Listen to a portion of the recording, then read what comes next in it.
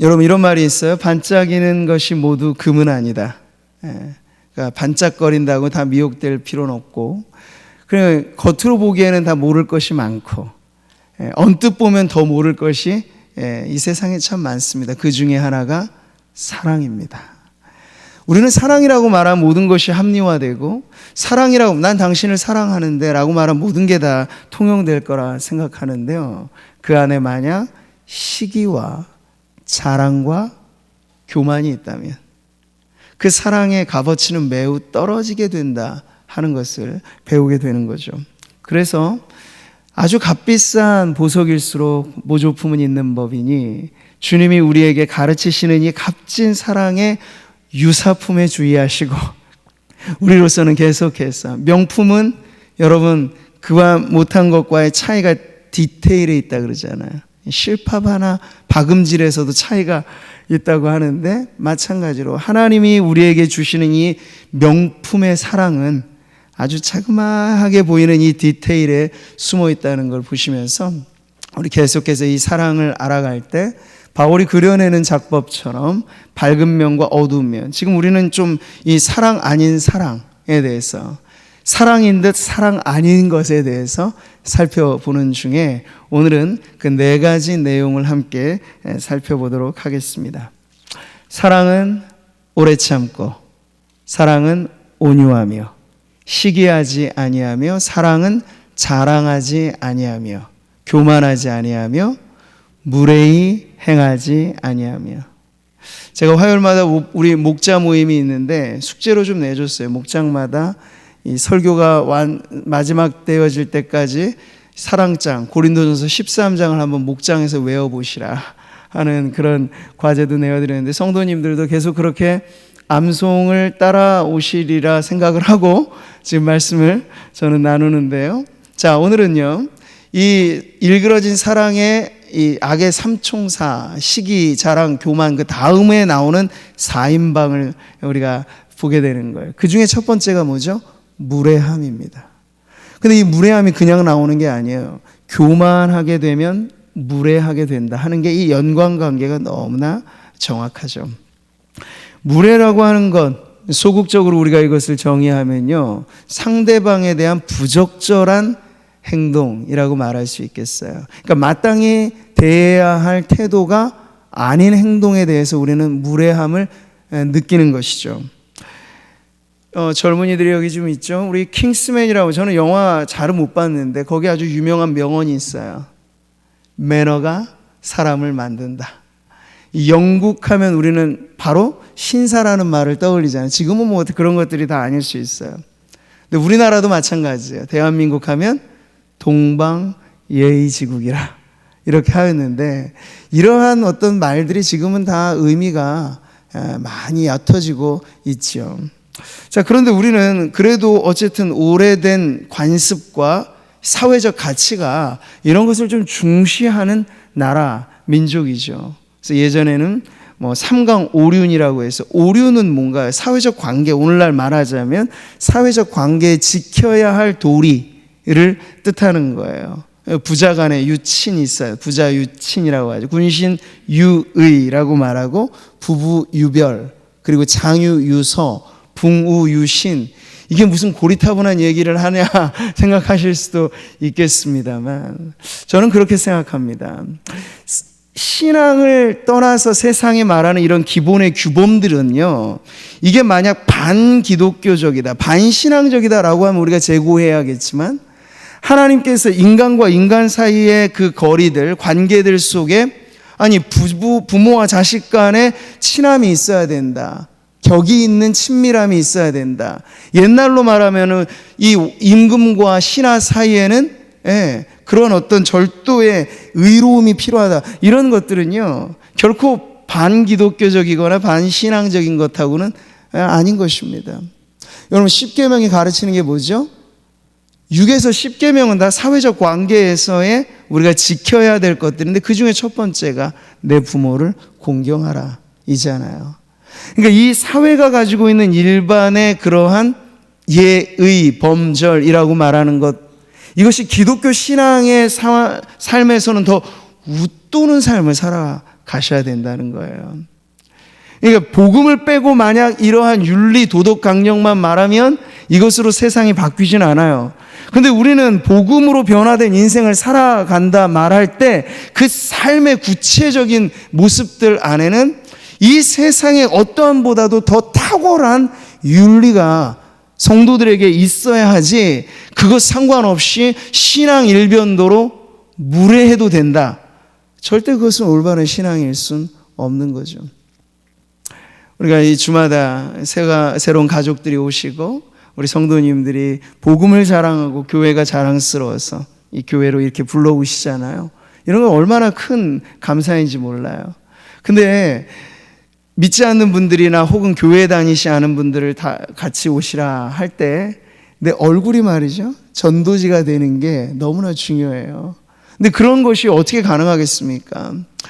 생면부지 사람에게는 잘 통하지 않겠지만 늘상 대하는 분들이 그분도 나를 알고 나도 그분을 아는 관계에서 우리가 그분에게 예의 있게 대하고 정중하게 대하고 예수 믿는 사람답게 대해야 때가 되어서 우리 교회 한번 가보지 않으시겠어요? 하고 전도지도 한 장 딱 주면 그게 그분의 마음에 때가 되면 감동이 되고 한번 가봐야지 하는 마음이 생기는 거죠. 근데 그게 아니라 늘 시장 통해서 만나는 분인데 그거 100원, 200원 깎지 않으셔도 될 걸 굳이 깎으시면서 서로 관계가 불편한 아주머니에게 나중에 교회가 전도 집회한다고 전도지 주면서 한번 나오실래요 하면 그 전도지는 바로 휴지통으로 들어가게 되는 거예요. 그러니까 이 사회적 관계에서 우리가 복음이라고 하는 소중한 가치가 있기 때문에 더더군다나 이것을 담아내는 우리의 삶의 이 관계 속에 무례하지 않는 사랑이 아주 중요하다, 이런 말씀을 드리는 거예요.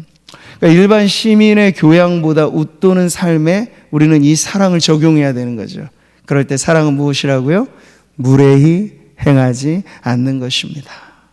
여러분, 고린도 교회에 쓰여진 이 편지는 당시 고린도 교회에 여러 많은 문제들을 담아내고 있다고 하였죠.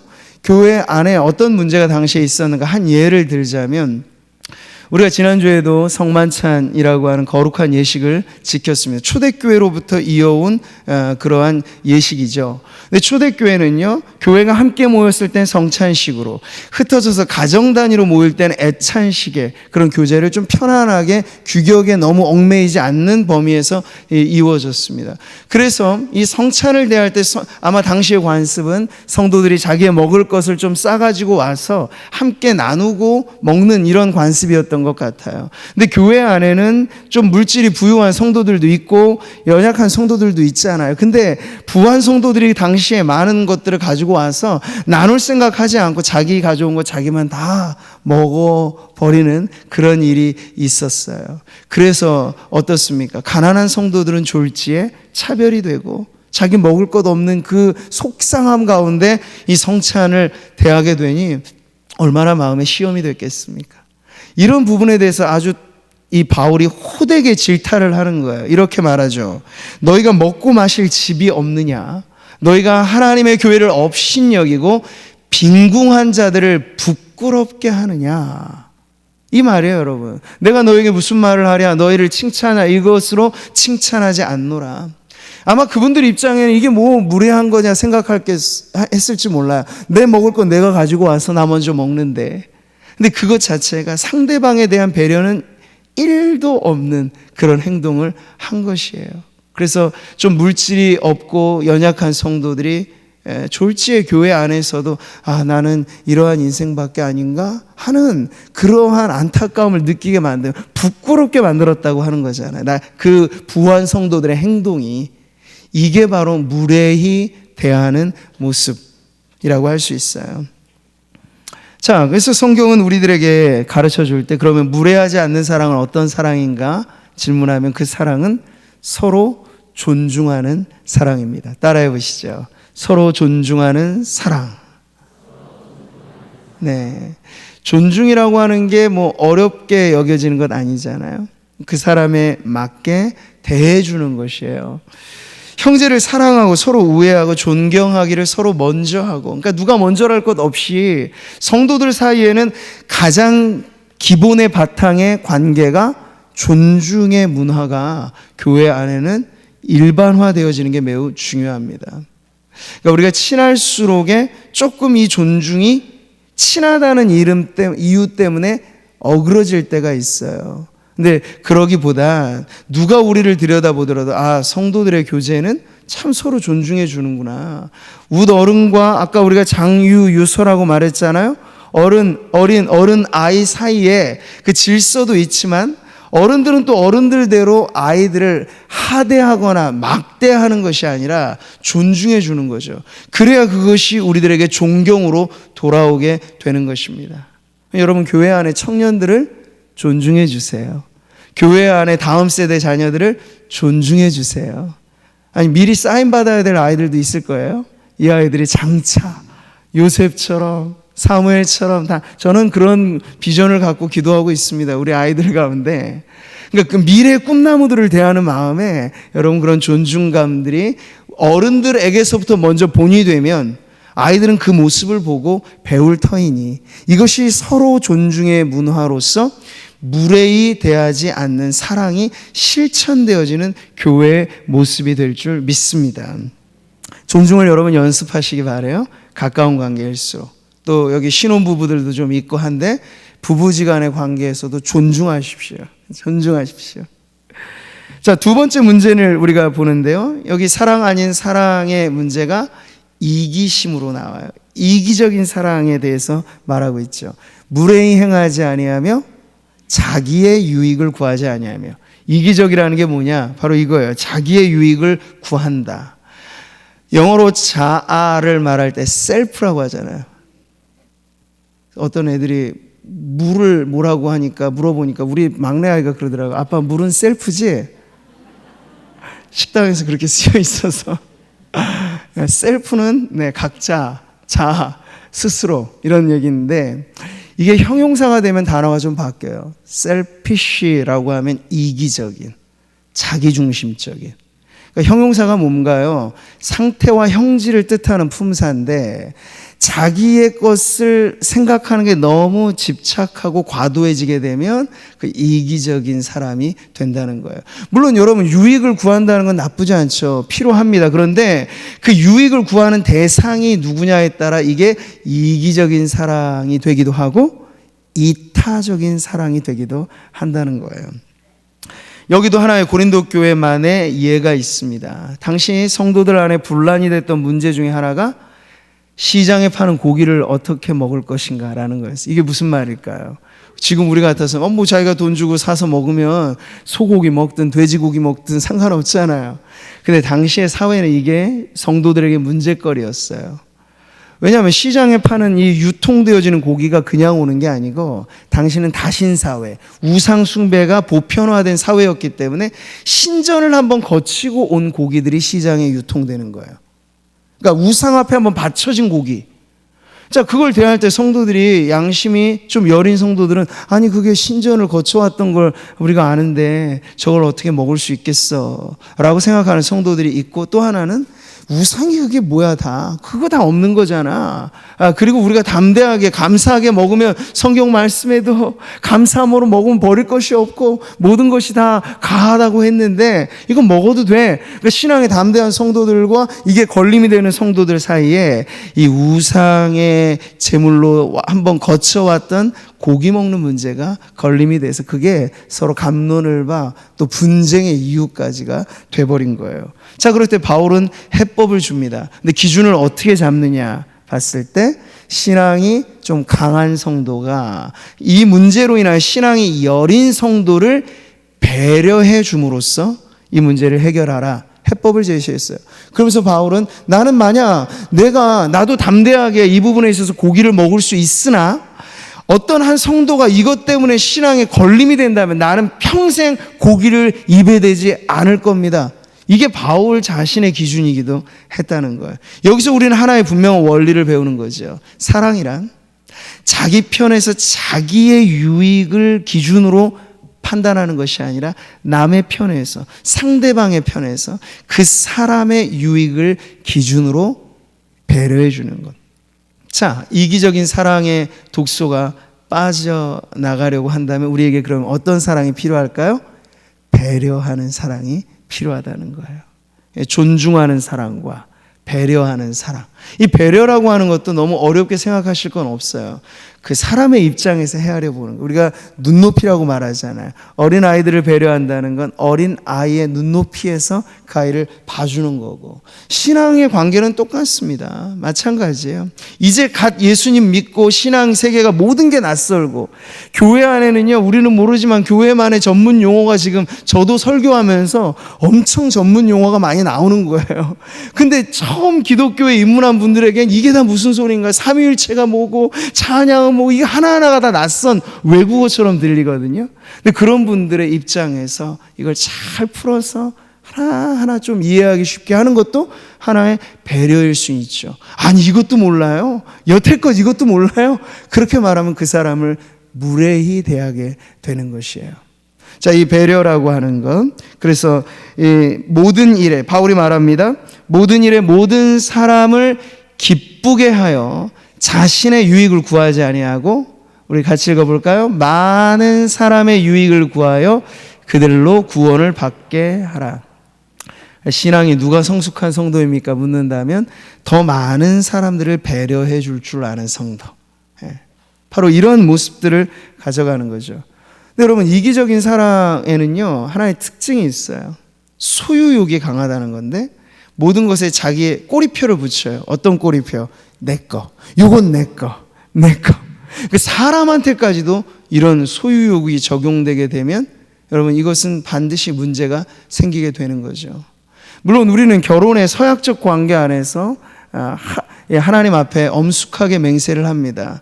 이제 이 세상의 여자는 오직 당신밖에 없는 것으로 나는 알고 다른 모든 여인들에게 눈 가리기를 하고 당신만 보겠습니다.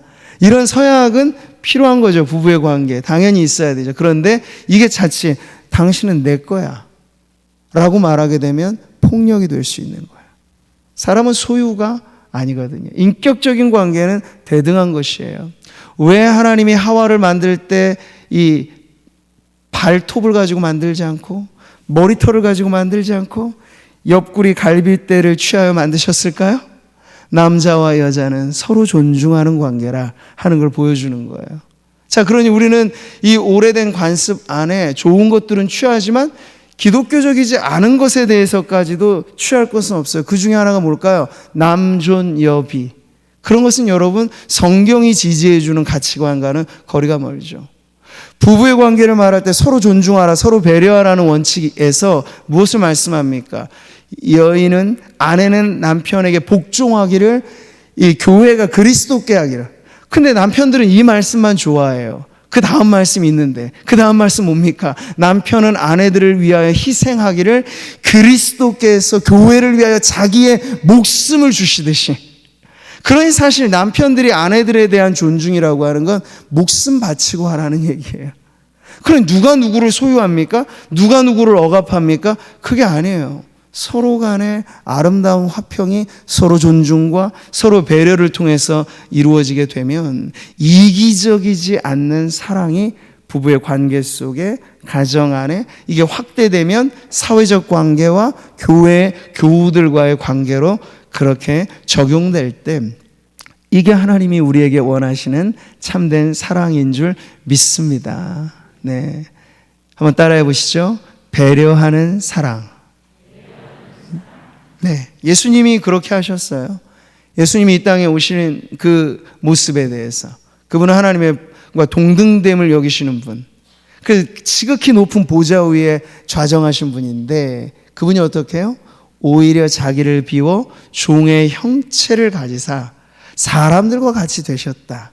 이게 바로 우리가 예수님의 사랑을 확인하게 되는 아주 중요한 내용이에요. 만약 그분이 여전히 하늘 보좌에만 좌정하셨다면 우리는 그 높으신 사랑은 알지만 우리와 같이 낮아지신 사랑에 대해서는 알 길이 없는 거예요. 배려하신 사랑에 대해서는 전혀 모르는 것인데 예수님은 친히 우리와 같이 되심으로써 자기의 유익을 구하지 않으셨고 우리의 구원을 위해서, 우리의 유익을 위해서 배려하는 사랑으로 낮아지신 거죠.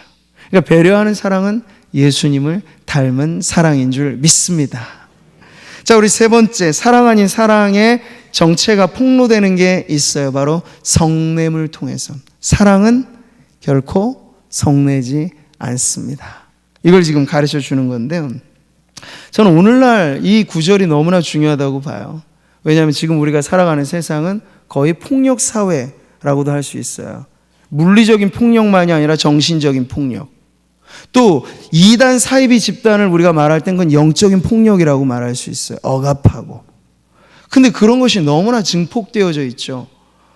묻지마식 폭행이라고 하는 말이 이 근래 들어서 나오는 말이잖아요. 나와 전혀 상관없는데 화풀이를 아무한테나 약자한테나 불특정 다수에게 막 쏟아붓는 거예요. 근데 이런 폭행만 있느냐? 아니요. 서로 중래사내하면서 만난 연인들 사이의 데이트 폭력이 해가 갈수록 증가하고 있어요. 그 수위가 높아져 가고 있어요. 가정은 어떻습니까? 가정폭력에 대한 것도 역시나 계속해서 이 사회가 아주 거칠어지고 있다는 걸 보여주고 있습니다. 자, 이런 점에서 우리는 사랑이 이러한 이 병든 사회를 치유하는 치유책이 될 텐데 그 사랑이 무슨 사랑이냐 물어본다면 성내지 않는 사랑이라 답할 수 있는 거죠. 자, 여기 성내지 않는다는 말을 조금 더 조금 자세하게 풀어보면 이건 날카롭게 대하지 않는다. 그리고 도발하지 않는다. 뭐 이런 말의 뜻을 갖고 있어요. 그래서 누군가 우리가 화나게 되면 그 사람에게 대해서 예민하게 대하는 거예요. 날카롭게 대하는 거죠. 근데 그러지 않으려면 이 성냄으로써 사랑을 어그러뜨리지 않으려면 우리의 마음이 무엇으로 보호되어야 할까요? 바로 온유한 사랑으로, 오래 참는 사랑으로 보호가 되는 거죠. 그래서 여러분 오늘 이 사랑의 속성을 말할 때 먼저 사랑은 오래 참고 사랑 온유하고 이 두 가지를 내세우고 그 다음에 부정적인 것들이 나올 때 이 모든 부정적인 병폐들의 근본 치유책은 이 앞에 두 가지 사랑에 이미 다 나와 있는 거예요. 그에 대하여 오래 참을 수 있다면, 그분에게 대하여 유순하게 온유하게 대할 수 있다면 이 모든 병폐들은 그 사랑으로 치유되고 회복될 수 있다는 것을 가르쳐 주는 거죠. 근데 여러분 우리는 감정적인 존재이잖아요. 사람은. 만약 여러분 중에 태어나서 지금까지 나는 한번 자기 양심에 비추어 생각해 봤어요. 난 한 번도 화라는 걸 느껴본 적이 없어. 그분 아마 정신감정을 받으셔야 될 거예요. 정상은 아니거든요. 정상은 화가 느껴질 수 있어요. 네, 우리가 부당하게 누군가 와서 발을 그냥 확 밟고 그냥 가면 화 안 나면 그거 이상하잖아요. 마음에는 그런 것들이 생기죠. 근데 여러분, 성내지 않는다는 건 화를 한 번도 느끼지 않는 것입니다. 느낌을 말하는 게 아니라 태도를 말하는 거예요. 태도. 화날 수 있어요. 그런데 화난다고 막 표출하는 것은 사랑이 아니다. 이걸 가르쳐 주는 거죠. 그래서 여기서 우리는 감정과 태도를 구별할 줄 알아야 되죠. 여러분, 감정이, 부정적인 감정이 특히나 여러분의 태도가 되지 않도록 하십시오. 이게 매우 중요한 기준이에요. 이걸 근데 가만히 방치시켜 놓으면요, 그냥 처음에야 짜증나는데 짜증을 표출하면 나중에 찔림이 생겨요. 아, 내가 왜 그랬지? 반성이 좀 돼요. 근데 이게 계속 반복되다 보면 어떻게 될까요? 불편하면 그냥 무조건 분노가 표출되고 그 다음에 반성도 안 되는 거죠. 그래서 이게 태도가 되면 고쳐지기 힘들어요.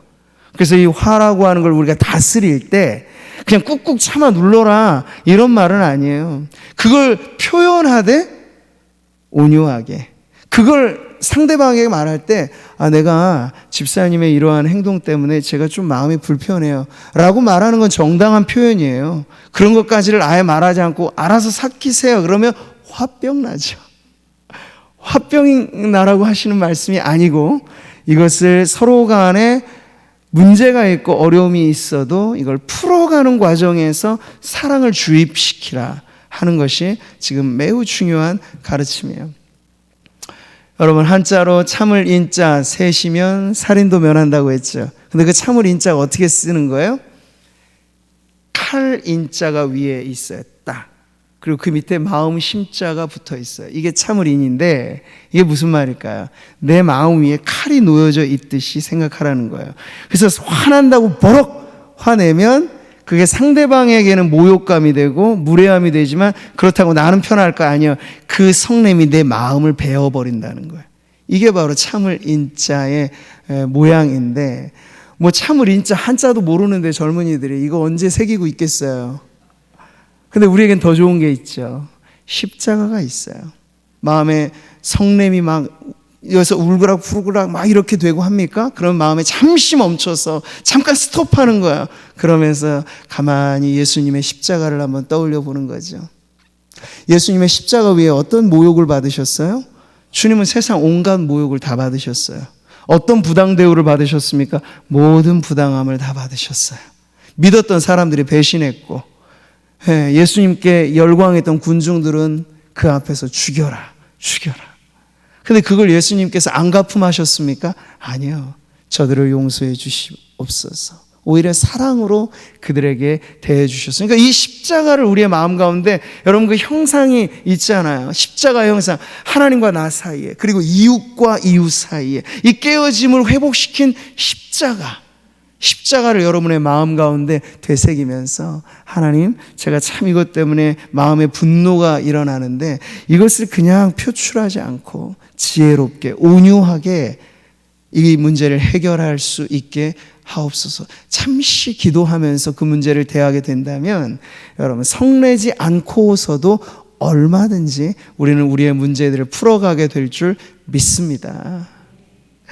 자, 우리 마지막으로 살펴보는 것은요, 악한 것을 생각하지 않는 사랑.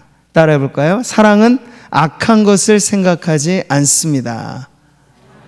악한 것을 생각하지 않습니다. 근데 이게 무슨 말일까요? 악한 것을 생각하지 않는다. 이걸 잘 이해하도록 제가 설명해 드리면, 이런 원어의 의미는 이런 의미예요. 사랑은 자기가 당한 불의와 그리고 악에 대해서, 이게 중요해요, 기록해 놓지 않습니다. 이거예요. 이 영어 번역을 보면 그게 딱 나와요. 레코드라고 단어를 쓰고 있어요. 기록하지 않는다. 여러분, 이게 왜 사랑이 될까요? 라는 걸 우리가 생각해 보는 거죠. 사마천이 쓴 사기라고 하는 이 역사책 보면요, 거기에서 유래된 고사가 있는데 와신상담이란 말이 나와요. 와신, 장작더미 위에 누워있다. 상담, 쓸개즙을 먹으면서 보낸다. 이게 두 나라 사이에 철천지 원수지간에 복수를 해야지 해서, 어느 나라 이 대표는 이 복수를 할 때까지 오랜 세월 장작에 누워서 불편하게 신하들한테 늘 말해주고, 왕이여 복수를 하십시오, 복수를 하십시오. 그러면서 불편하게 지냈어요. 그래서 기회가 돼서 복수를 해서 뒤집어집니다. 근데 그 복수로 무너진 나라는 가만히 있을까요? 그 얘기를 듣고 이제 이 사람은 쓸개즙을 먹기 시작했어요. 엄청 쓴 거잖아요. 이 우리의 처참한 이 상황을 이 쓰디 쓴 쓸개를 막 먹으면서 잊지 않으리라고 수십 년을 칼을 갈면서 나중에 되니까 결국에 복수해냈어요. 이 두 가지가 딱 결합돼서 와신상담이라 이런 말이 나온 건데, 여러분 근데 그렇게 수십 년간 복수의 날을 기다리면서 살아가는 그 인생이 과연 행복할까? 불행을 곱씹으면서 살아가는 거죠. 복수는 나의 것이라고 사람들은 생각을 하는데, 사랑은 뭡니까? 그 복수심을 와해시키는 것인데, 어떻게 와해를 시킵니까? 내가 당한 부당한 일이라고 하는 걸, 여러분 그걸 풀어내는 건 좋지만 기록에 남겨서 두고두고 우리 옛 일기장 추억 앨범 꺼내어서 보듯이 내가 당한 해로움을 계속해서 들추어내는 것, 그게 사랑이 아닙니다 라고 가르쳐 주는 거예요. 성경은요, 이 부분에 대해서 우리에게 중요한 기준을 제시합니다. 여러분이 지금 누군가 철천지 원수까지는 아니더라도 싹 칼을 갈고 있는 분이 누군가 있을지 몰라요. 나에게 해를 가한, 그게 성도 중에 있을지 모르고 가족 중에 있을지 모르고 동료들 중에 있을지 몰라요. 그러면 지금 여러분은 복수는 나의 것이라고 주장하는 거예요. 근데 성경이 어떻게 말씀하는지 한번 같이 한번 읽어보시죠. 원수 갚는 것은 내가 하는 일이니 내가 갚는다. 여기 내가는 나가 아니고 하나님이 말씀하시는 거예요. 그러니까 원수 갚는 건 너희들이 하지 말고 내게 맡겨라. 그러니까 억울한 일이 있을 때, 그거 원통한 일이 있을 때 마음에 기록해 놓고 사무치듯 그거 가지고 복수할 날 기다리고 그렇게 불행하게 살지 말고 내게 맡겨라. 때가 되면 하나님께서, 그 상대방은 하나님께서 다루실 거예요. 그게 우리가 여러분 사랑이라고 하는 걸, 이 기독교 사랑의 가장 숭고한 대목이 뭔가요? 원수까지 사랑한다. 근데 이게 어떻게 가능하냐고요. 그 원수를 하나님께 맡기시라는 거예요. 내가 처리하지 않도록. 더 신약 성경은 적극적으로 이 부분에 대해서 가르쳐 주는데, 같이 한번 읽어보죠. 아무에게도 악으로 갚지 말고 모든 사람 앞에서 선한 일을 도모하라. 사랑은 악한 것을 생각하지 않는 것이다 라면 그 반대편에 뭐가 있습니까? 사랑은 좋은 것을 생각하는 거예요. 선한 일을 생각하는 거예요. 이 생각이 기록한다고 하는 뜻이니까 여러분의 마음의 일기장에 남한테 당한 해를 기록하지 말고 누구 때문에 고마운 일 있죠? 그 고마움을 기록해 놓으시라는 거예요. 우리가 그러니까 유심히 보면 알아요. 지금 누군가, 우리가 관계라고 하는 건 한 번의 사건으로도 좋았던 관계는 깨어지기 쉽거든요. 근데 우리가 이렇게 한번 뒤틀려지게 되면 그 사람은 진짜 나한테 악인으로 우리가 낙인을 찍는 거예요. 근데 한번 여러분이 해보시라고요. 그 사람과 내가 알았던 모든 세월을 딱 올려놓고, 정말 이 사람이 나에게 악한 일을 한 게 뭐가 있을까? 이쪽 저울에 한번 올려놓고, 아니 그 사람이 나한테 좋은 일 한 것도 있잖아. 본의 아니게 나에게 해를 가한 것도 있지만 좋았던 것 있잖아. 이쪽 저울에 한번 올려놓는 거예요. 그러면 누구와의 관계에서도 우리가 알고 친밀하게 있는 부모 자식 관계, 교우들의 관계, 동료들과의 관계는 그 사람 때문에 고마워할 일이 전혀 없는 사람은 아무도 없다는 걸 알게 될 것입니다. 자, 그런 방식으로 우리가 사랑을 실천하는 거예요. 해롭고 억울하고 원통한 일을 기록해 넣지 않고 고맙고 감사한 일을 기록해 놓음으로써 내가 좀 서운한 마음이 들 때 어떤 일기장을 꺼내보는 거예요. 그 사람 때문에 고마웠던 일의 기록을 살펴보고, 그러면 여러분 원수라고 순간 여겨지는 그 사람에게 대해서도 우리는 사랑을 나눌 이유가 있구나 하는 것을 깨닫게 되는 것이죠. 할렐루야. 예수님 말씀하셨어요. 나는 너희에게 이르노니 너희 원수를 사랑하며 너희를 박해하는 자를 위하여 기도하라. 원수 사랑, 이게 우리의 감정으로는 어려운 거지만 기도할 수는 있잖아요. 그리고 기도할 때 하나님 지혜를 주시는 건 사랑은 악한 것을 기록하는 것이 아니고 좋은 것을 기록하는 것, 고마운 걸 기록하는 것. 이걸 여러분이 실천에 옮기시면 이 원수 사랑이라고 하는 게 나는 죽었다 깨어나도 못해 라고 하는 게 아니라 주님이 우리에게 주신 그 사랑 안에서 감당하게 되는 은혜로서 이루어질 줄 믿습니다. 이제 오늘 10월의 마지막 주일이잖아요. 다음 주는 11월로 넘어갑니다. 11월 하면 우리에게 다가오는 절기가 있어요. 추수감사주일이죠. 1년간의, 한 해간의 감사거리를 여러분 기억해 내셔야 돼요. 그래서 제가 이번엔 특별하게 그냥 이 절기 감사 헌금만 성도들에게 드리면 이거 어떻게 하라는 건가 하는 부담만 갖고 계신 분들이 있는데, 여러분 하나님 앞에 감사를 기억해내는 게 추수감사절에서는 더 중요한 문제예요. 그럼 감사한 만큼 하나님 앞에 예물은 드리시면 돼요. 성도들 간에 그건 다 차이가 있겠죠. 근데 감사가 기본에 쌓여 있어야 그 물질이 하나님 받으심직한 특별한 예물이 되는 것인 줄 믿습니다. 그래서 이번에는요, 봉투만 드리지 않고 그 안에 감사를 적어볼 수 있는 더 좋은 삽치를 넣어드릴 거예요. 그래서 미리 전해드리면 한 해간 우리 코로나 때문에 힘들었고 경제적인 어려움도 있었지만 그게 여러분의 인생 기록에 지울 수 없는 사인펜으로 딱 기록되어 있지 마시고 그런 건 다 연필로 쓰세요. 사랑은 연필로 쓴대잖아요. 필요 없는 거 지우라는 얘기예요. 근데 우리가 정말 더 새겨놓아야 될 건 뭐냐면 고맙고 감사한 거. 한 해를 여러분 공정하게 하나님 앞에 평가해 보면 감사할 일 많을 거라 믿습니다. 내가 산자의 땅에 있음도 감사고, 네, 하나하나 생각해 보면 우리 안에 감사할 일이 너무 많다는 걸 깨닫게 돼요. 감사와 생각은 같은 어원이잖아요. 그러니까 잘 생각하시라는 거예요. 악한 것을 생각하지 마시고 선한 것을 생각하십시오. 그것을 여러분의 인생의 일기장에 기록해 놓으셔서 하나님 앞에 우리 추수감사주일이 온 성도들이 2020년 생각할 때 코로나 때문에 잃어버리고 경제 때문에 잃어버리고 이래저래 남아있는 걸 없는 한 해가 아니라 생각해보니 감사하고 떠올려보니 고마울 일 너무 많아서 흥에 겨워 하나님 앞에 영광 돌리는 그러한 절기로 하나님 앞에 드려지기를 소원합니다. 이제 말씀 맺겠습니다. 사랑하는 성도 여러분, 무례함과 이기심, 성냄과 악함은 사랑 아닌 사랑이에요. 여러분, 우리 안에 혹 누군가에 대하여 사랑한다 말하지만 무례함이 있다면 그 여러분 옥의 티를 빼내셔야 돼요. 어떻게 할 수 있을까요? 기도하면서부터. 그리고 말씀드렸죠. 존중하고 배려하고 온유와 인내로 대해주고 좋은 것을 생각해주고 이렇게 함으로써 주님 사랑이 우리를 통하여 우리의 삶에 아름답게 흘러가서 나가실 때 꽃길 걸어가라 하셨잖아요. 말씀드렸잖아요.